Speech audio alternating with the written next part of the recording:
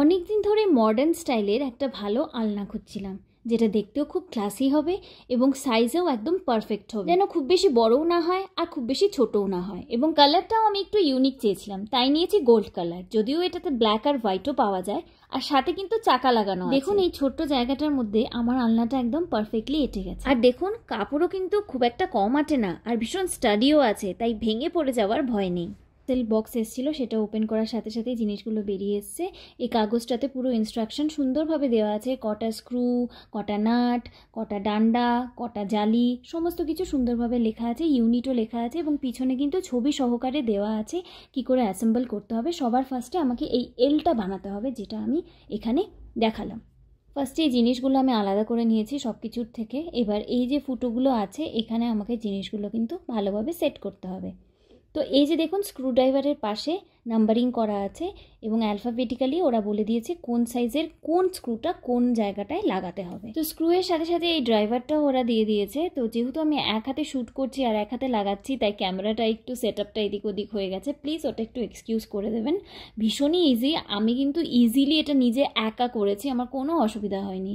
তো দেখুন ফার্স্টে এইভাবে সমস্ত স্ক্রুগুলো লাগিয়ে জালটাকে আমি সেট করে দুদিকে আমি এল বানিয়ে নিয়েছি।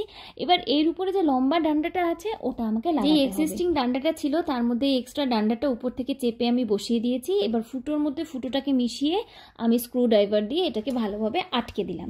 দেখুন দুটো দিকে কিন্তু ডান্ডাটা সুন্দরভাবে লেগে গেছে।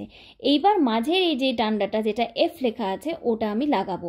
Same process. অ্যাকচুয়ালি এগুলো অ্যাসেম্বল করা না ভীষণই ইজি, দেখে একটু কমপ্লিকেটেড লাগছে ঠিকই, কিন্তু অ্যাকচুয়ালি কিন্তু একদমই না।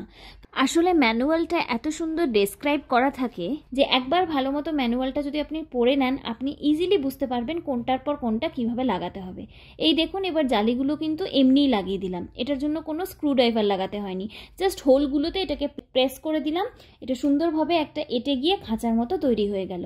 এইগুলো যে দিয়েছে না রাবার টাইপের, এগুলো উপরে যে জায়গাগুলো মানে গাছের মতো একটা জায়গা আছে, যে জায়গায় আপনি ধরুন টুপি বা জিনিস একটু হ্যাং করতে পারেন, ওই সব জায়গায় এই জিনিসগুলো এইভাবে প্রেস করে লাগিয়ে দিতে হয়, যাতে জামা কাপড় এর মধ্যে আটকে ছিঁড়ে না যায়। এবং নিচে এবার লাগাতে হবে চাকা।